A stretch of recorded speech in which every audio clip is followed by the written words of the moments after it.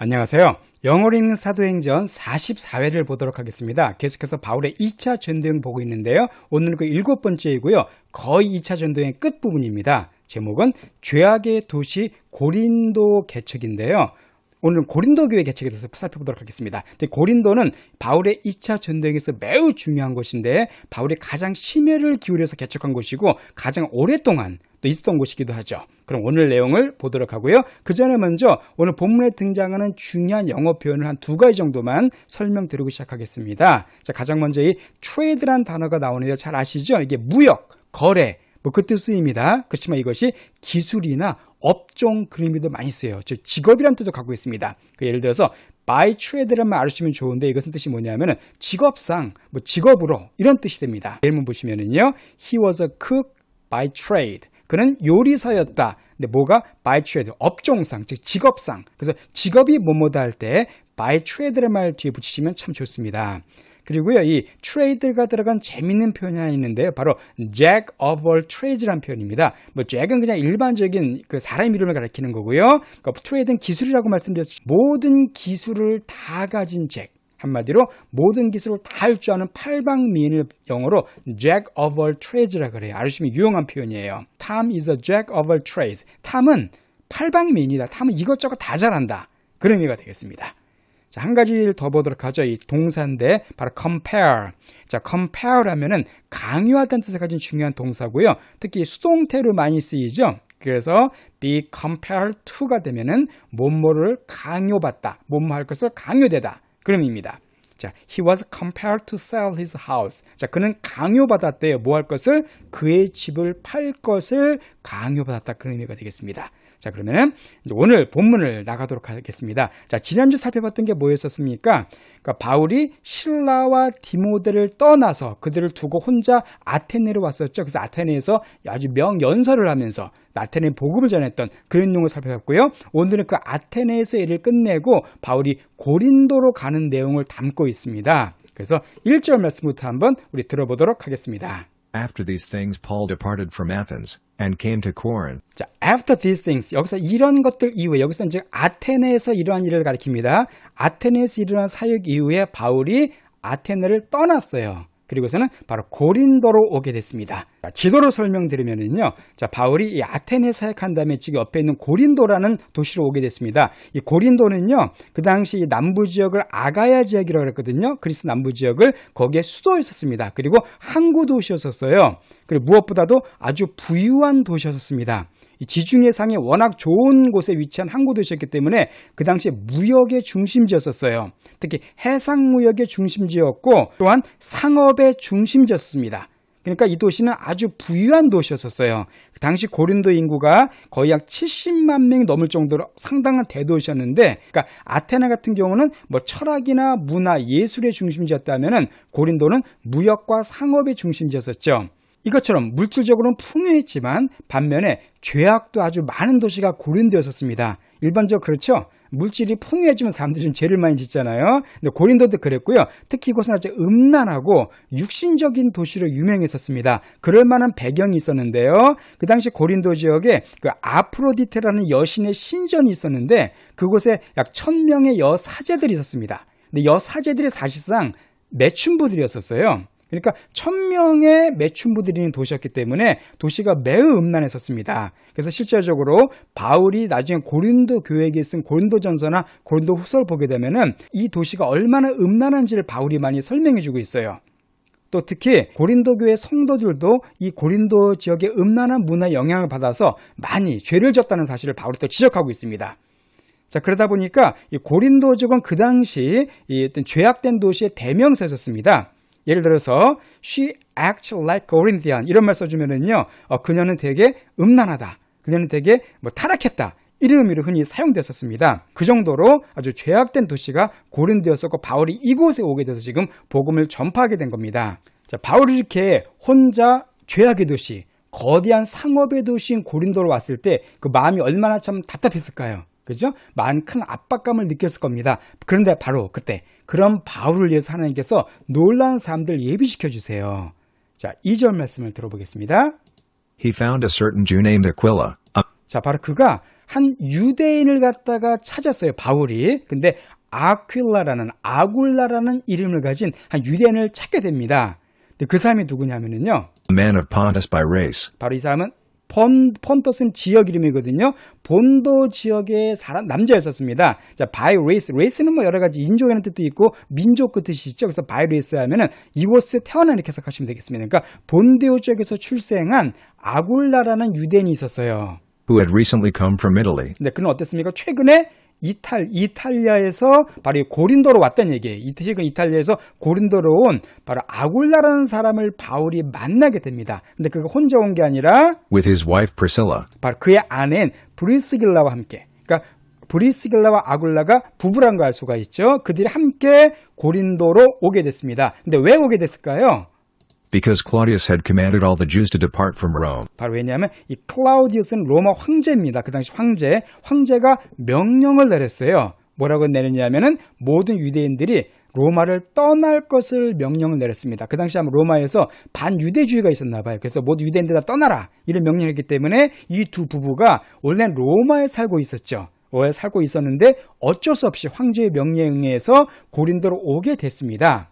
다시 지도를 보시면은 바로 원래 로마, 그죠? 로마에 살고 있던 부부가 멀리 고린도로 쫓겨왔다는 거 우리가 알 수가 있죠. 자, 그때 바울이 어떻게 했냐면은 He came to them. 바로 바울이 그들 부부에게 바울이 가게 됩니다. 그러니까 바울이 적극적으로 이들 부부를 찾아간 거예요. 이들 부부는 로마에 살고 있을 때 아마 그 예수님을 믿게 된 신자들인 것 같습니다. 그래서 로마에는 이미 교회가 있었거든요. 그러니까 그곳에서 믿음을 갖던 사람들이기 때문에 바울이 그 소식을 듣고는 그들을 찾아가서 그들을 동역자로 삼은 겁니다. 그러니까 바울에게 있어서 이 고린도에 함께 믿음의 형제들이 있다는 것은 정말 큰 위로가 되고 힘이 됐겠죠.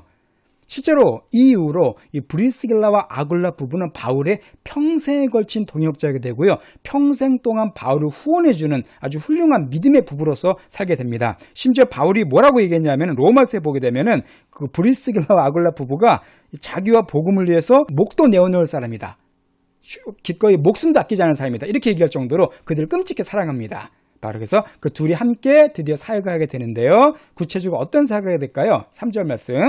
And because he practiced the same trade, he lived with them and worked. 자, 왜냐하면 그가 바울입니다. 그가 아까 트레이드 말씀드렸었죠? 똑같은 직업입니다. 똑같은 직업을 프랙티스 시행했어요. 한마디로 똑같은 직업을 가졌다는 겁니다. 똑같은 직업을 가졌기 때문에 because 바울이 그들과 함께 살았습니다. 그리고 함께 일을 했어요. 그러니까 바울과 이 두 부부가 같은 종류의 일을 했다는 걸 알 수가 있죠. 근데 그들이 했던 일이 바로 뭘까요? For by trade they were tent makers. 자, 아까 말씀드렸죠. by trade. 그 직업상 그들이 텐트 메이커였대요. 즉 천막을 만드는 일을 했다는 걸 알 수가 있습니다. 그러니까 바울이 이제 복음 전파하는 사람이었었지만은 평소에는 뭐 했다는 거예요? 천막을 만들면서 그 천막을 팔아서 그걸로 돈을 벌어서 자기의 생활비를 충당했다는 걸 알 수가 있습니다. 여기서 우리가 바울의 위대한 다비량 선교사의 모습을 알 수가 있죠. 그러니까 바울은 교회에게 손 벌리지 않았어요. 나 좀 생활비 좀 지원해달라. 그렇게 하지 않고 자기가 일을 해서 그 일을 한 돈을 가지고 생활비 벌면서 그래서 교회에 부담을 주지 않고 그 남는 시간 동안 복음을 증거한 일을 하게 됐습니다. 실제로 바울은 일하는 것에 대해서 되게 높은 가치를 부여합니다. 심지어 그런 말도 있었죠. 일하기 싫어하는 자는 먹지도 마라 이렇게 말할 정도로 바울은 자기가 직접 일하는 모습을 보여줬습니다. He reasoned in the synagogue every Sabbath and persuaded Jews and Greeks. 자, 그가 reason 많이 나왔었습니다. 논리적으로 설득했습니다. 회당 안에서 매번 안식일마다. 그리고 유대인과 그리스도인들을 설득했습니다. 그들에게 회당에 가서 복음을 전파한 거죠. 예수님에 대해서. 그러니까 평일에는, 그러니까 주중에는 열심히 일을 하고 안식일에는 복음을 전파한 그런 삶을 바울이 지금 살게 된 겁니다. 자, 이렇게 이제 복음을 전파하는 바울에게 있어서 또다시 큰 힘이 되는 사람들이 다시 오게 됩니다. 5절 말씀을 볼까요?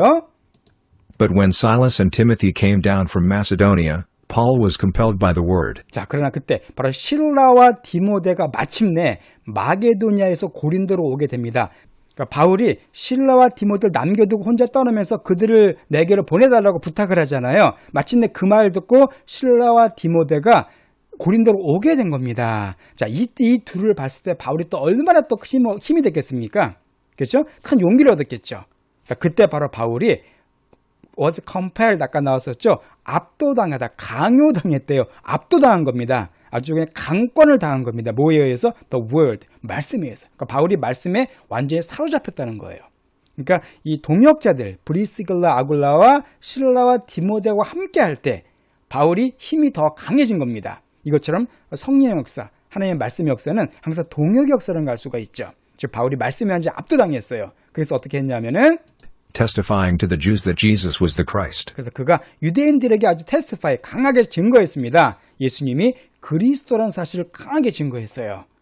자, 그렇지만 이건 유대인들이 싫어하는 소식이었죠. 유대인들이 또다시 바울을 막 반대하고 막 핍박하려고 합니다. 그러니까 바울이 그들 같은 결국 떠나게 됩니다. 그래서 어디로 가게 되냐면은 자, 7절 말씀 볼까요?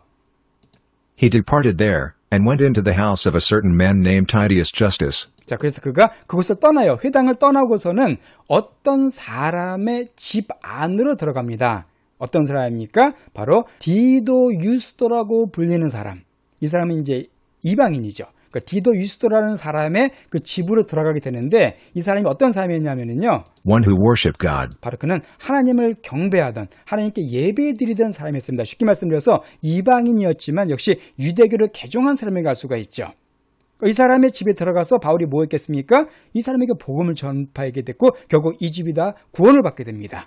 Whose house was next door to the synagogue. 근데 그의 집이 유대인 회당 바로 옆에 있었어요. 그러니까 유대인 회당 바로 옆에 그 디도 유스도라는 사람의 집이 그 지역의 교회가 된 겁니다. 이것처럼 바울을 통해서 또 생명의 구원 역사가 일어나게 됩니다. 근데 여기서 끝나지 않고 또 한 명의 아주 영향력 있는 사람이 또 복음을 믿게 됩니다. 그게 8절 말씀에 나와요.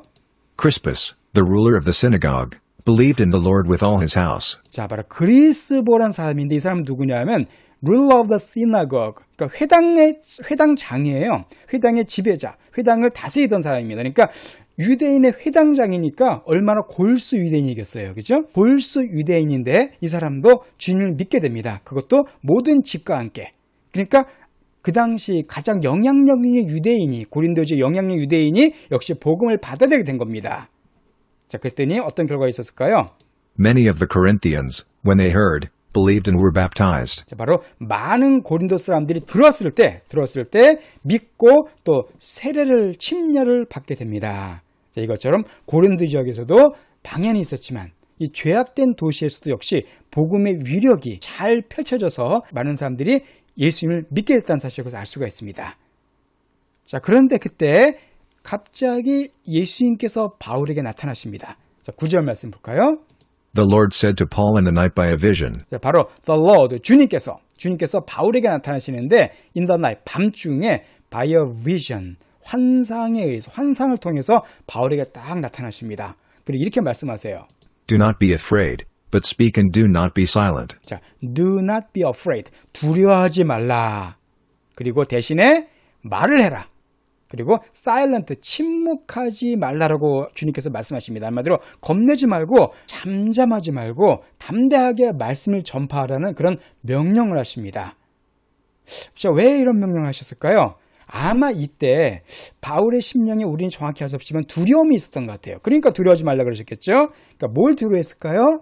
아마 그 압도적인 고린도의 죄악의 문화, 또 그 수많은 어떤 향락 문화, 쾌락 문화, 또 타락한 사람들 이런 거 앞에서 바울이 조금 위축되지 않았는가 생각이 듭니다. 사실 바울도 우리랑 똑같은 사람이거든요. 그러니까 왜 우리가 겪었던 갈등, 어려움도 다 겪었겠죠. 그래서 아마 이런 것 때문에 바울이 힘들어할 때 주님께서 그 용기를 주기 위해서 나타나신 것 같습니다. 그리고 10절에 For I am with you, and no one will attack you to harm you. 자, 그리고선 약속의 말씀을 주세요. 하나님 항상 그러십니다. 하나님은 명령과 더불어서 항상 약속을 같이 주십니다. 그 약속이 뭐냐면 내가 너와 함께 하겠다는 것이죠. 이게 가장 큰 약속이죠. 이것보다 더 힘나는 게 뭐가 있습니까? 주님께서 나와 함께 하시겠다. 이거보다 더 용기를 주는 말씀은 없습니다. 그리고 no one, 아무도 너를 공격하지 못할 것이다. To harm you, 너에게 해를 끼치기 위해서. 너를 해를 끼치고 공격할 자가 아무도 없을 것이다. 즉 주님께서 보호해 주시겠다는 겁니다. 자, 그리고 거기다가 또 한 가지 약속의 말씀을 주세요. For I have many people in this city. 왜냐하면 내가 이 도시 안에, 이 고린도 안에 많은 사람들을 갖고 있다. 즉 고린도 안에 주님의 사람들이 많이 있다는 겁니다. 그러니까 이것은 어떤 의미냐면은 지금 믿는 사람들이 많이 있다는 의미도 되겠지만은 장차 믿게 될 주님께서 예정해 놓으신 믿음의 사람들이 고린도 안에 많이 있다는 거예요. 그러니까 네가 할 일이 많다는 겁니다. 네가 하게 될 때 많은 역사가 일어날 것이다라는 사실을 바울에게 지금 말씀해 주신 거예요. 그러니까 이 말씀을 들었을 때 바울이 또 얼마나 또 큰 힘이 되겠어요. 이제 주님께서 나타나셔가지고 지켜주겠다, 너 함께하겠다, 또 많은 사람들이 복음을 믿게 될 것이다. 이런 말씀했을 때 바울은 정말 큰 힘을 얻었을 것입니다.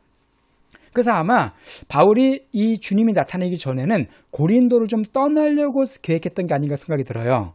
이제 이것을 어느 정도 사역도 일어났고 두려움도 느꼈고 다른 곳으로 갈까 하며 생각했던 것 같은데 이 말씀을 들은 뒤에 바울이 방향을 바꾸게 됩니다. 그래서 이곳에 오래 머물기로 결정을 해요. 11절 말씀. He lived there a year and 6 months, teaching the word of God among them. 예, 그렇죠. 그가 그곳에 고린도에 삽니다. 얼마 동안요? 무려 1년과 6개월, 1년 반 동안이나 이곳에 거주합니다. 그러니까 바울이 2차 전도 여행이 보통 한 2년 반에서 3년 정도 시간이 걸린 걸로 보통 추정되거든요. 근데 그 중에 거의 절반 이상을 바울은 고린도에서 시간을 보내면서 복음을 전파하게 됩니다. 나와 있죠? Teaching the word of God. 바로 하나님의 말씀을 그들 가운데 가르치면서 1년 반을 보냅니다. 그러니까 바울이 고린도 교회에 얼마나 큰 공을 기울였는가 우리가 알 수가 있죠. 그러니까 2차 전도 여행의 하이라이트가 바로 고린도 교회 개척이었습니다. 그리고 바울은 고린도 교회를 위해서 나중에 2통의 편지 쓰죠. 실제로 3통을 씁니다만 지금 2통만 남아 있습니다. 바로 고린도 전서와 고린도 후서, 이걸 통해서 또 그들을 향한 뜨거운 사랑을 여러 가지 책망이라든가 권고를 통해서 보여주게 됩니다. 자, 이렇게 바울이 고린도 사역을 하게 되고요. 그 다음 주에는 이제 드디어 바울이 고린도를 떠나서 2차 전도여행을 마무리하는 그런 내용이 나오게 됩니다. 우리가 그 내용은 또 다음 주에 또 보도록 하겠습니다. 자, 그러면 오늘 본문 내용을 처음부터 다시 한번 들어보고요. 자, 마치도록 할게요. After these things Paul departed from Athens, and came to Corinth. He found a certain Jew named Aquila, a man of Pontus by race, who had recently come from Italy, with his wife Priscilla, because Claudius had commanded all the Jews to depart from Rome. He came to them. And because he practiced the same trade, he lived with them and worked, for by trade they were tent makers. He reasoned in the synagogue every Sabbath, and persuaded Jews and Greeks. But when Silas and Timothy came down from Macedonia, Paul was compelled by the word, testifying to the Jews that Jesus was the Christ. He departed there, and went into the house of a certain man named Titius Justus, one who worshipped God, whose house was next door to the synagogue. Crispus, the ruler of the synagogue, believed in the Lord with all his house. Many of the Corinthians, when they heard, believed and were baptized. The Lord said to Paul in the night by a vision, Do not be afraid, but speak and do not be silent. For I am with you, and no one will attack you to harm you, for I have many people in this city. He lived there a year and 6 months, teaching the word of God among them.